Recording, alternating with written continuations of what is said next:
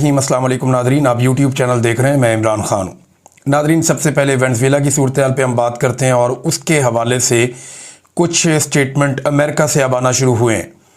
दोनों तरफ का रद्द-ए-अमल है। अमेरिका की जो हुकूमत है और हुकूमत के हमायती हैं वो इस ऑपरेशन को एक कामयाब ऑपरेशन कह रहे हैं और वो उससे बहुत खुश हैं।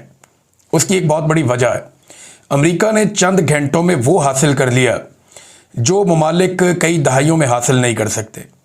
यानी ममालिक ने, कई ऐसे ममालिक हैं जो 50-50 साल से मेहनत कर रहे हैं, 60-60 साल से मेहनत कर रहे हैं और वो इतना पैसा कभी ख्वाब में सोच भी नहीं सके जितना अमेरिका ने एक छोटे से ऑपरेशन में चंद धमाकों के बाद हासिल कर लिया। ये बहुत बड़े वसाइल हैं। सिर्फ इनमें मैं तेल का जिक्र करूं तो आप हैरान हो जाएंगे। इसके अलावा वहाँ पे सोना भी है, दीगर धातें भी हैं, बहुत कीमती धातें हैं जो मुस्तकबिल में बहुत काम आने वाली हैं। उनका तस्करा अगर हम छोड़ दें अभी और सिर्फ वेनेज़ुएला में मौजूद हम तेल के ज़खायर की बात करें तो आप हैरान हो जाएंगे कि ये इतने बड़े ज़खायर हैं। ये दुनिया के सबसे बड़े तेल के ज़खायर हैं और अमली तौर पे अब ये अमेरिका के हो गए हैं। डोनाल्ड ट्रंप ने बिल्कुल साफ कह दिया है कि हम वेनेज़ुएला की देखभाल करने के लिए, वेनेज़ुएला को चलाने के लिए हम यहाँ से खतीर रकम निकालेंगे। साथ उन्होंने ये कहा कि जो ममालिक वेनेज़ुएला से तेल खरीदते हैं हम उन्हें तेल बेचेंगे। हुगो चावेज़ का जब दौर था, ये 2013 में इसका इंतकाल हो गया था कैंसर से, तो ये अमेरिका के लिए बड़ा टफ आदमी रहा और ये वेनेज़ुएला का सरबराह था। तो इसके दौर में ये 30 लाख बैरल तक तेल निकालते थे, लेकिन फिर इसकी मिकदार कम होती गई। अमेरिका ने बहुत पाबंदियां लगवा दी और ये 4-5 लाख बैरल तक आ गया। अभी भी आजकल ये कोई 10 लाख बैरल के आसपास तेल निकालते थे। इनका बड़ा जो ख़रीदार है वो चाइना है। तो अमेरिका ने साफ कहा, जब सवाल पूछा गया अगर चाइना वगैरह एतराज़ करेंगे तो उसने कहा जी हम उनको तेल बेचेंगे, जिन ममालिक को तेल चाहिए उनको हम तेल बेचेंगे और हम यहाँ से तेल निकालेंगे। अमेरिका इसको अपना हक समझता है। बहुत सारे अमेरिकन ये बात कर रहे हैं। अमेरिकी हुकूमत अब निगरानी करेगी, निगहबानी करेगी वेनेज़ुएला की।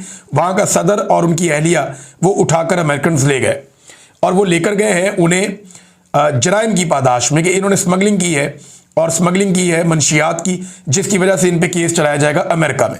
हकीकत क्या है, ये तो वक्त के साथ साथ चीज़ें खुलती हैं। तारीख बड़ी जालिम चीज़ है, लेकिन अमेरिका के अंदर से जो चंद आवाज़ें उठ रही हैं, ख़ास आवाज़ें उठना शुरू हो गई हैं पहले ही दिन, वो मैं आपके सामने मामला रख देता हूँ। लेकिन ये जो तेल है ना, 303 अरब बैरल, ये इसकी जो मालियत है वो कम से कम 17.3 ट्रिलियन डॉलर्स है। 1 ट्रिलियन डॉलर जो होता है ना, वो 1000 अरब डॉलर होता है। पाकिस्तान के टोटल जो ज़खायर है ना, वो 16-17 अरब डॉलर के करीब पहुंचते हैं, बड़ा हम जोर लगाते हैं। तो आप अंदाज़ा करें ना, हमारे ज़खायर जितने हैं उनको 1000 से आप मल्टीप्लाई कर दें, यानी 17 ट्रिलियन अमेरिकी डॉलर्स। ये इतनी बड़ी, यानी आप सिर्फ अमेरिका की और चाइना की दोनों की जीडीपी अलग करें ना, बाकी सारी दुनिया की जीडीपी से ज़्यादा ये रकम है जितने की ये ज़खायर है। अब अमेरिका अगर इन ज़खायर को बेचता है अगले चंद सालों तक तो वो ट्रिलियंस ऑफ डॉलर्स कमा सकता है।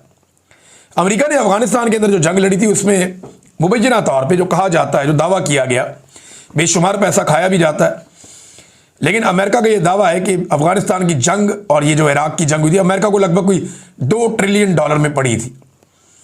अब ये चंद घंटों की कार्रवाई ने, और वहाँ से क्या कमाया अफगानिस्तान से अमेरिका ने? कुछ खास कमाई नहीं की। बहुत सारी मादनियात मिली उन्हें, लेकिन खास बड़ी कमाई ऐसी नहीं हुई जो चंद घंटों के इस ऑपरेशन में हो गई। अब ये 17.3 ट्रिलियन डॉलर्स का तेल है जो दुनिया भर की, चाइना और अमेरिका को छोड़ के जो जीडीपी है उसकी मालियत से भी ज़्यादा है। चंद घंटों में कमाई की है। अब ये हो गया जी अमेरिका का। अमेरिका ने कह भी दिया हमारा है, हम यहाँ से इसको निकालेंगे। और जो वहाँ की अपोजिशन थी वेनेज़ुएला में, जिन्हें लगता था कि ट्रंप आएगा और उनके लिए बड़ा फ़ायदा हो जाएगा, ख़ास तौर पे वो जो खातून थी मारिया कुरीना, जिनको 2025 का अमन का नोबेल इनाम भी मिला, उनके बारे में डोनाल्ड ट्रंप ने कहा, उन्हें उम्मीद लगी थी कि वो सदर बन जाएंगी। पहले खबरें भी आ रही थी, पता नहीं उन्होंने हलफ उठा लिया कुछ इस तरह चीज़ें। लेकिन डोनाल्ड ट्रंप का ये एक स्टेटमेंट मेरे सामने गुजरा, उनका वो बहुत अच्छी है मगर उनके मुल्क में उनकी इज्जत नहीं है। तो फिलहाल जो नायब सदर हैं उनके बारे में डोनाल्ड ट्रंप ने कहा वो काम चलाएंगी और उन्हें काम करना पड़ेगा। और डोनाल्ड ट्रंप के जो लोग हैं जो डोनाल्ड ट्रंप के करीबी साथी है वो निगरानी करेंगे वेनेजुएला के अंदर इस सारे अमल की। उन्होंने कहा जी ज़रूरत पड़ेगी हम इससे बड़ा हमला करेंगे और ज़्यादा फौज भी ज़मीन पे उतार सकते हैं। तो ये जनाब अमेरिका ने कार्रवाई की है। अब इसके ऊपर जो रद्द-ए-अमल आ रहा है, सबसे पहले मैं आपको एक ट्वीट माइक पोम्पियो का पढ़ के सुनाता हूँ। बहुत इंपॉर्टेंट आदमी है ये। डोनाल्ड ट्रंप के जब पिछला दौरे हुकूमत था तो उसमें वज़ीर ख़ारजा थे डोनाल्ड ट्रंप के, अभी मार्को रूबियो हैं, पहले माइक पोम्पियो थे। तो माइक पोम्पियो ने कहा कि अब जो ईरानी रजीम है वो ख़तरे में है और वहाँ पे बहुत ज़्यादा एहतजाज हो रहे हैं, और उन्होंने शहरों के नाम भी लिए, बल्कि उन्होंने कहा कि दर्जनों शहरों के अंदर एहतजाज हो रहे हैं।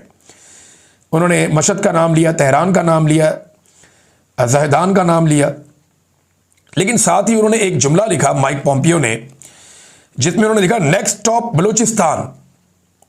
ये उन्होंने क्यों लिखा? बलूचिस्तान भी मादनियात से भरा हुआ है, यानी अगर वेनेजुएला में बहुत ज़्यादा तेल है तो फिर याद रखिएगा कि ईरान में भी बहुत ज़्यादा तेल के ज़खायर है और उन पे भी तेल बेचने पर पाबंदी है, जबकि बलूचिस्तान में बेशुमार मादनी वसाइल हैं और ये सारी दुनिया जानती है क्योंकि टथियान बेल्ट जो है वो यहाँ से गुजरती है और इस बेल्ट के ऊपर बेशुमार मादनी ज़खायर मौजूद हैं।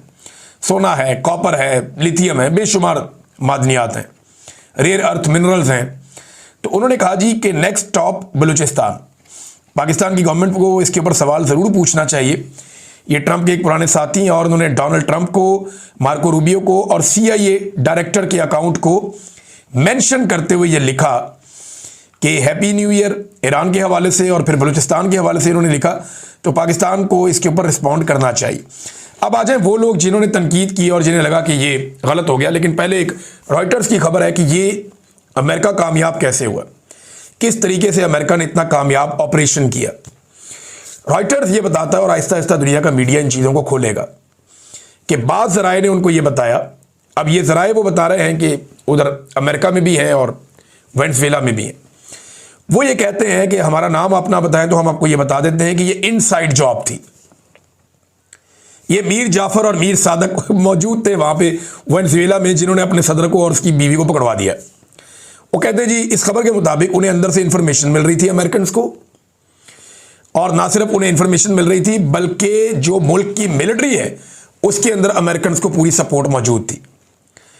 यानी ये जो कुछ भी अमेरिकन फौज ने किया वेनेजुएला में, इसके अंदर इस खबर के मुताबिक ये बताया जा रहा है कि वेनेजुएला के फौजियों ने मदद की है। अब ये क्या सारी फौज ने मदद की है या खास फौजियों ने मदद की है? मदद के लिए तो चंद लोग ही बहुत ज़रूरी होते हैं ना, अगर आप कर लें तो बाकी आप कंट्रोल कर लेते हैं। तो अमेरिका के इस बड़े और कामयाब ऑपरेशन के पीछे ना सिर्फ अमेरिका की मिलिट्री पावर है, बल्कि उनकी ज़बरदस्त इंटेलिजेंस और उनकी ये सलाहियत कि वो सिस्टम के अंदर घुस के एक रजीम चेंज करने की पूरी कैपेबिलिटी रखते हैं, वो बहुत काम आई। उन्होंने अंदर अपने लिंकेजेस बनाए, अंदर अपने बंदे जो है वो इंस्टॉल किए, बंदों के ज़रिए से उन्होंने इनसाइड इंफॉर्मेशन हासिल की और एग्जैक्टली वो टारगेट अचीव किया जो वो करना चाहते थे। अब इसमें एक चीज़ और आप याद रखिएगा कि कुछ इतलात के मुताबिक दर्जनों लोग इसमें मारे भी गए उस रात में जब ये खौफनाक ऑपरेशन हुआ, लेकिन अमेरिकन का कोई बड़ा नुकसान इसमें नहीं हुआ। अब जो अपोजिशन लीडर थी मारिया कोरिना, उसको उम्मीद थी कि उसकी बारी लग जाएगी, लेकिन ट्रंप ने उसकी बारी नहीं लगाई फिलहाल, और कुछ लोग कह रहे हैं कि उसको डिच कर दिया गया। सबसे पहले एक स्टेटमेंट मैं आपके सामने रखता हूँ ज़ोहरान ममदानी का। ये न्यूयॉर्क के मेयर हैं जहाँ पे लाया गया है सदर और उसकी एहलिया को, जो वेनेजुएला के साबिक सदर और एहलिया है। तो उन्होंने कहा जी इस सुबह जो है मुझे ब्रीफ किया गया कि हमारी मिलिट्री ने कैप्चर किया है वेनेजुएला के प्रेसिडेंट निकोलस मादुरो और उनकी वाइफ को, और इन्हें जो है वो कैद करके यहाँ पे न्यूयॉर्क में लाया जाएगा। और साथ ही उन्होंने ये कहा कि ये एकतरफा हमला था एक कौम की सॉवरेनिटी के ऊपर, एक कौम की खुदमुख्तारी के ऊपर एकतरफा हमला था, और ये एक तरफ जो एकतरफा हमला होता है किसी कौम के ऊपर, वो एक जंगी कदम होता है, एक्ट ऑफ वॉर उन्होंने इसे करार दिया। और ये उन्होंने ये भी कहा कि ये फेडरल और इंटरनेशनल लॉज की खिलाफ वर्जी है कि डोनाल्ड ट्रंप की हुकूमत ने जो किया वेनेजुएला में, ये ना सिर्फ अमेरिका के बल्कि बैनुल-अक़वामी कवानीन की खिलाफ वर्जी की है। और इन्होंने पहले आवाज़ उठाई सबसे, ममदानी का मैंने ट्वीट देखा, और साथ ही उन्होंने ये कहा कि इसके साथ जो है वो अमेरिकन के लिए प्रॉब्लम्स भी क्रिएट होंगी, साथ उन्होंने ये भी कहा कि बहुत सारे वेनेजुएला के लोग मेरी सिटी में रहते हैं, तो उन्होंने ये भी कहा कि मैं उनकी सेफ्टी और उनके हवाले से जो है वो इक़दामात करूँगा। ये ममदानी ने सबसे पहले बात की, इसको गलत करार दिया। फिर ये एक जर्नलिस्ट हैं एलन मैकलियर्ड, ये बताते हैं जनाब कि ये पहला रिजीम चेंज ऑपरेशन नहीं है अमेरिका का। अमेरिका ने सिर्फ ये जो लैटिन अमेरिका के ममालिक हैं, जो अमेरिका के साथ जो ममालिक हैं, यहाँ पे कितने रिजीम चेंज ऑपरेशन किए उसकी उन्होंने तफसीलात लिखी हैं। नंबर 1, 1952 में क्यूबा के अंदर रिजीम चेंज ऑपरेशन किया गया, ग्वाटेमाला में 1954 में, एल सल्वाडोर में 1980 में, और इसके बाद जनाब एक कंट्री है होंडुरास, ये जनाब 2009 में, निकारागुआ ये जनाब 1980 में, पनामा में 1989 में, हेटी में 1959 और 2004 में, पीरू में 1962 और 1975 में, और डोमिनिकन रिपब्लिक में 1965 में, वेनेजुएला में 2002 में भी रिजीम चेंज ऑपरेशन हुआ था, बोलीविया में 1980 में, पैराग्वे में 1954 में, ब्राज़ील में 1964 में, चिली में 1973 में, अर्जेंटीना में 1976 में और उरुग्वे में 1973 में। तो ये इतने सारे रिजीम चेंज अमेरिका ने किए हैं। उन्होंने सारी की सारी डिटेल बताई हुई है कि इक्का दुक्का जगह छोड़ के ऑलमोस्ट हर मुल्क में, यहाँ पे ज़्यादातर मुल्कों में अमेरिका ने कभी ना कभी कोई रिजीम चेंज ऑपरेशन किया हुआ है। ये एलन मैकलियर्ड ने बताया, जो एक जर्नलिस्ट हैं। अच्छा, उसके बाद जी एक अलेक्जेंड्रिया जो इस वक्त कांग्रेस वुमेन है अमेरिका में, उनका एक ट्वीट है। उन्होंने स्टेटमेंट दिया कि ये ड्रग से मुतालिक नहीं था, ये जो भी हुआ ये कुछ और था। अगर ये ड्रग के मुतालिक होता तो पिछले ही हफ्ते एक बहुत बड़े ड्रग डीलर को या एक बहुत बड़े स्मगलर को, जो ड्रग्स की स्मगलिंग करता है और पूरी दुनिया के अंदर एक बड़ा ड्रग डीलर है, उसे पिछले महीने डोनाल्ड ट्रंप माफ़ी ना देता अगर ये मनशियात से मुतालिक होता। उन्होंने कहा ये तेल से मुतालिक है और रिजीम चेंज से मुतालिक है, ये कांग्रेस वुमेन ने कहा। इसके बाद एक और क्रिस्टल बॉल एक जर्नलिस्ट हैं, उन्होंने बाकायदा नाम लेकर बताया कि जॉन ऑरलैंडो ये एक बहुत बड़ा ड्रग ट्रैफिकर है। इसके बारे में उन्होंने कहा जी कि क्योंकि डोनाल्ड ट्रंप के कुछ दोस्त नाराज़ हो रहे थे और उसकी वजह से इसे पिछले महीने आज़ाद किया गया, इसे माफ़ी दी गई है डोनाल्ड ट्रंप की जानिब से।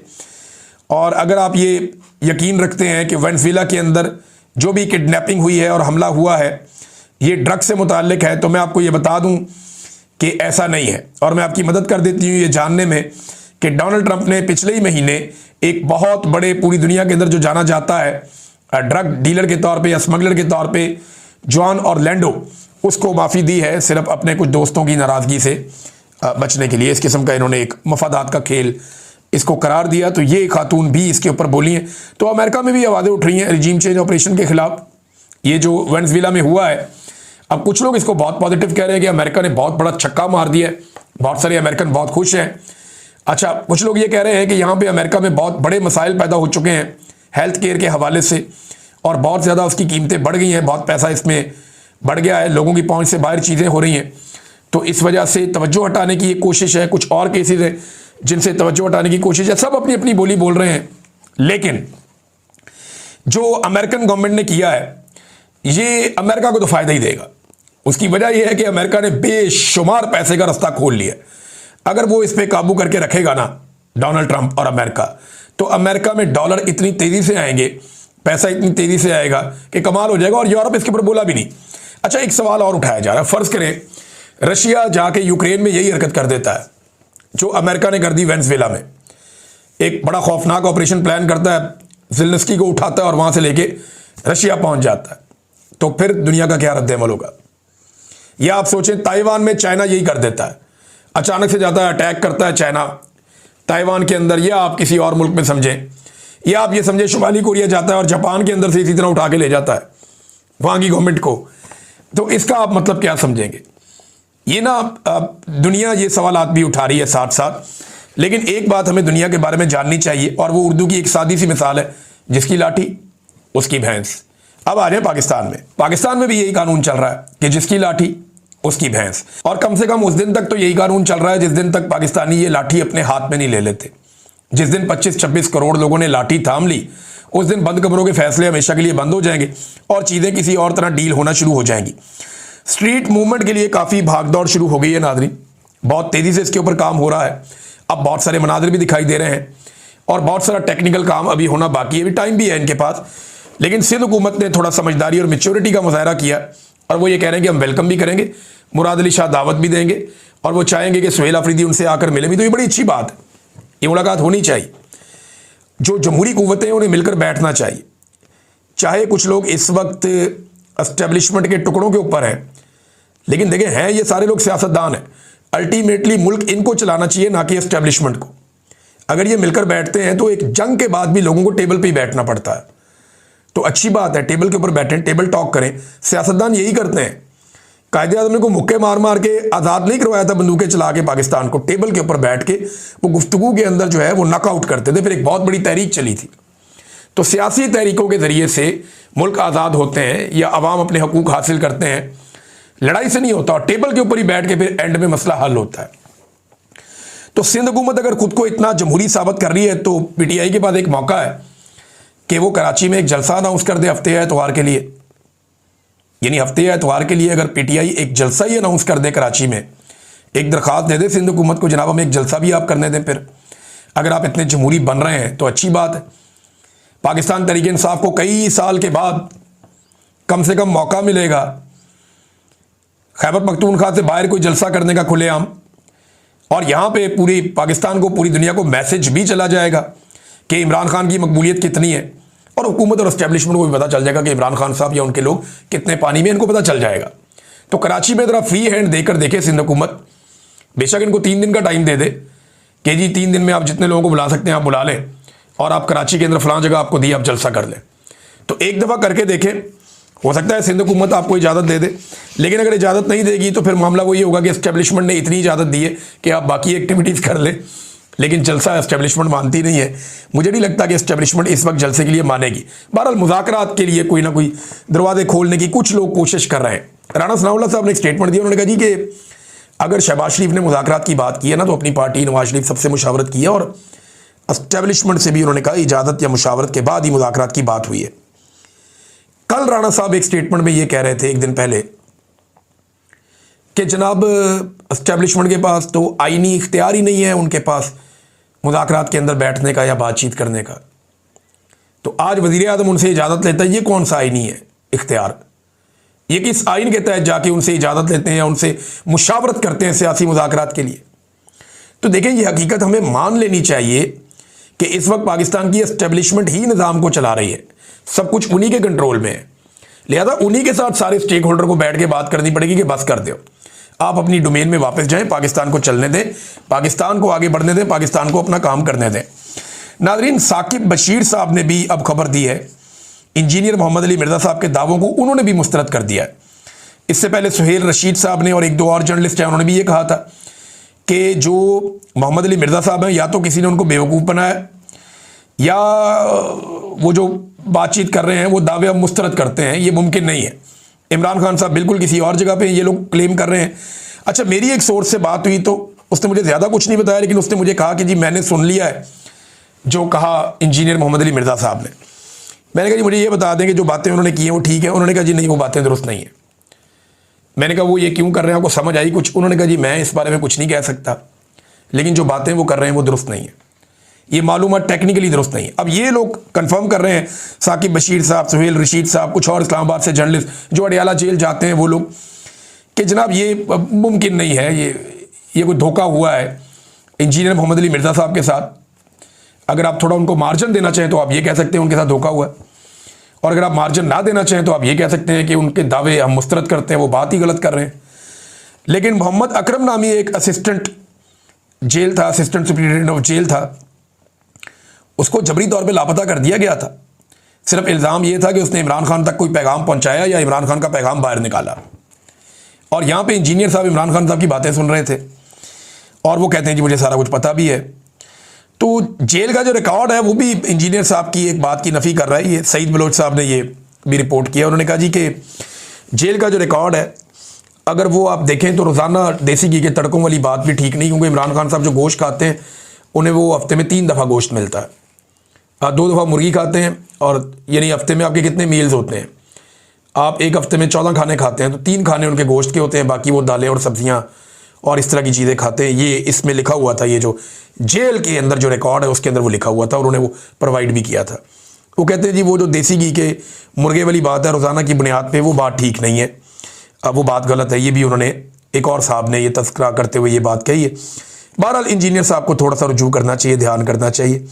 ये चीज़ें फिर बाद में नुकसान पहुंचाती हैं।